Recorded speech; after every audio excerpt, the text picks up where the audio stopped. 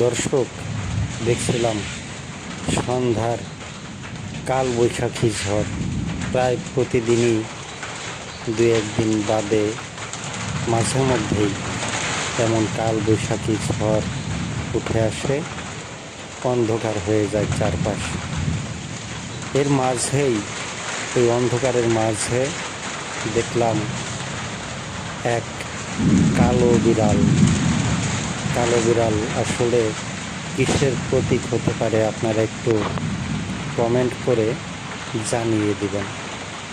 কালো বিড়াল আমাকে দেখে একটু উঠে এদিক সেদিক চলে গেল। ঝড় বৃষ্টির সন্ধ্যা, বাইরেও গেল না, এক ঘরের বারান্দা থেকে অন্য ঘরের বারান্দায় চলে গেল। আকাশ কালো হয়ে আসছে, চারপাশ অন্ধকার। মাঝে মাঝে না, প্রায় বেশিরভাগ সময়ই আকাশে মেঘের গর্জন দিচ্ছিল। বিশেষ মানিকগঞ্জের এক ইউটিউবার দেখলাম, তিনি বলছেন যে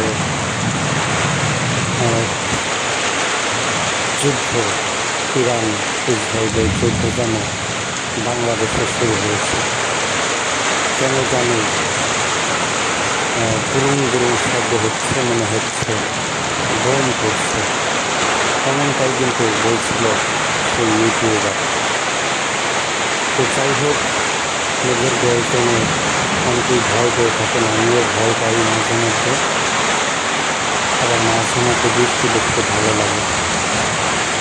আজকে যেমন বৃষ্টিটা অনেক ভয় পাইছি বৃষ্টির মধ্যে, এত অন্ধকার, তারপর মেঘের গর্জন, বাতাস, সব মিলিয়ে ভয়ঙ্কর একটা পরিস্থিতি তৈরি হয়েছিল। আপনারা কমেন্ট করে অবশ্যই জানাবেন যে কার এলাকায় কেমন পরিস্থিতি, আবহাওয়া, কালবৈশাখের পরিস্থিতি কেমন। সবাই আসলে সাবধানে থাকার চেষ্টা করবে, আমিও সাবধানে থাকার চেষ্টা করব বা চেষ্টা করি। সবাই এক করতে থাকাটা ভালো হয়, কারণ ঝড় বৃষ্টির রাতে বা এই যে ঝড়ের মধ্যে আলাদা আলাদা না থাকাটাই ভালো।